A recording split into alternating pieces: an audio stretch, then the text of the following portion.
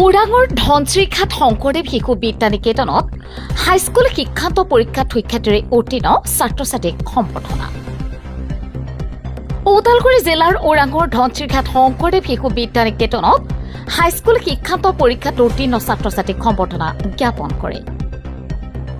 আজি দিনৰ 11 বজাত বিদ্যালয়খনৰ সভাগৃহত নিকেতনখনৰ প্ৰধান আচাৰ্যৰ সভাপতিত্বত অনুষ্ঠিত সম্বৰ্ধনা সভাত হাইস্কুল শিক্ষান্ত পৰীক্ষাত উত্তীৰ্ণ ছাত্ৰ ছাত্ৰীসকলক একোখনকৈ ফুলাম গামোচা, মানপত্ৰ আৰু কলমেৰে সম্বৰ্ধনা জনোৱা হয়।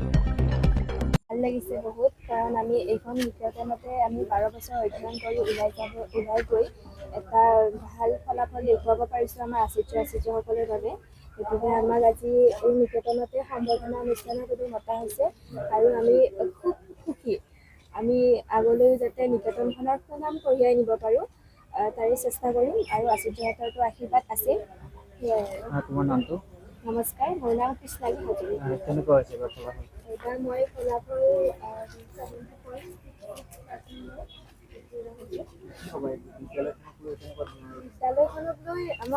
বিদ্যালয়খনক লৈ কি ক'ম, কাৰণ বিদ্যালয়খন আমাৰ এক জীৱনৰ এক অংগ বুলিয়ে ক'ব লাগিব, কাৰণ আমি এইখন বিদ্যালয় খুব মৰমেৰে আমি আগুৱাই গৈছোঁ, সন্মান পাইছোঁ। আচাৰ্যহঁতে আমাক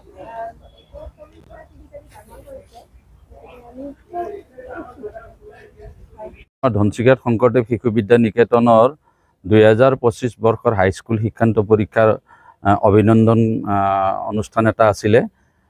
যোৱা বছৰ যিখিনি ল'ৰা ছোৱালীয়ে মানে আমাৰ 10ম শ্ৰেণীৰ হাইস্কুল শিক্ষান্ত পৰীক্ষা দিছিলে, তাৰে মাজত আমাৰ বিশেষকৈ আমি এইবাৰ কেৱল প্ৰথম বিভাগত যিখিনি ল'ৰা ছোৱালী পাইছিলে সেইখিনি ল'ৰা ছোৱালীক লৈ আমি আজি অভিনন্দন অনুষ্ঠানটো পাতিছোঁ।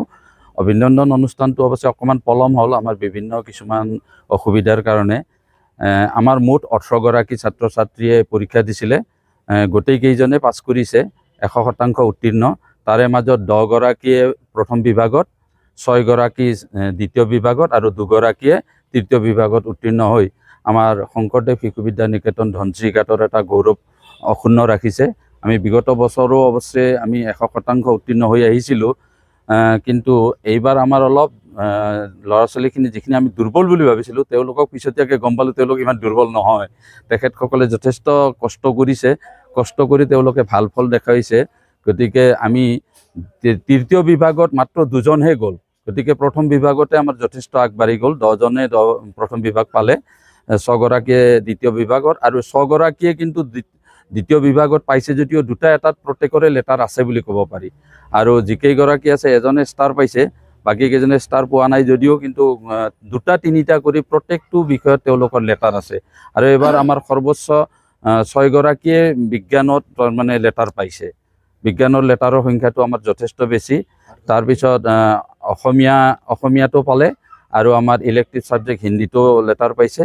গতিকে আমি ভাবিছোঁ তেখেতসকলৰ দ্বাৰা আমাৰ বৰ্তমানৰ যিখিনি 10ম শ্ৰেণীৰ ছাত্ৰ ছাত্ৰী আছে আগন্তুক 2026 বৰ্ষত দিবলগীয়া, তেখেতসকলেও এটা উৎসাহ পাওক। সেইকাৰণে আমি তেখেতসকলক লৈ এইবাৰ যিকেইজন তাৰমানে পৰীক্ষা দিবলগীয়া আছে তেখেতসকলক লৈ আজি সভাখন আমি অনুষ্ঠিত কৰিছোঁ। বিশিষ্ট ব্যক্তি হিচাপে আমি আমাৰ নিকেতনৰ লগত জড়িত সভাপতি সম্পাদক, পৰিচালনা সমিতিৰ সভাপতি সম্পাদক, উপদেষ্টা, লগতে আমাৰ ৰাষ্ট্ৰীয় পুৰস্কাৰ প্ৰাপ্ত শিক্ষক কৃষ্ণ বৰা ছাৰ আছে, তেখেত গেলাবিলৰ হয়। তেওঁ ৰিটায়াৰ্ড এখন LP স্কুলৰ প্ৰধান শিক্ষক, তেওঁ ওৰাং LP স্কুলতো কৰিছিলে। গতিকে তেখেতকো আমি ৰাখিছোঁ বিশিষ্ট ব্যক্তি হিচাপে। আৰু লীলানন্দ বিদ্যাপীঠ বৰঝাৰৰ পৰা আমাৰ মানে অৱসৰপ্ৰাপ্ত প্ৰধান শিক্ষক মহেন্দ্ৰ বৰুৱা ছাৰ আমাৰ মাজত আছে। বিষ্ণু ঠাকুৰীয়া ছাৰ আমাৰ 2 নম্বৰ নলবাৰী হাইস্কুলৰ প্ৰধান শিক্ষক, তেখেতো আছে। তেখেতসকলক লৈ আমি কেৱল শিক্ষাৰ লগত জড়িত কেইজনমান ব্যক্তিক লৈয়ে আজি অনুষ্ঠানটো পাতিছোঁ।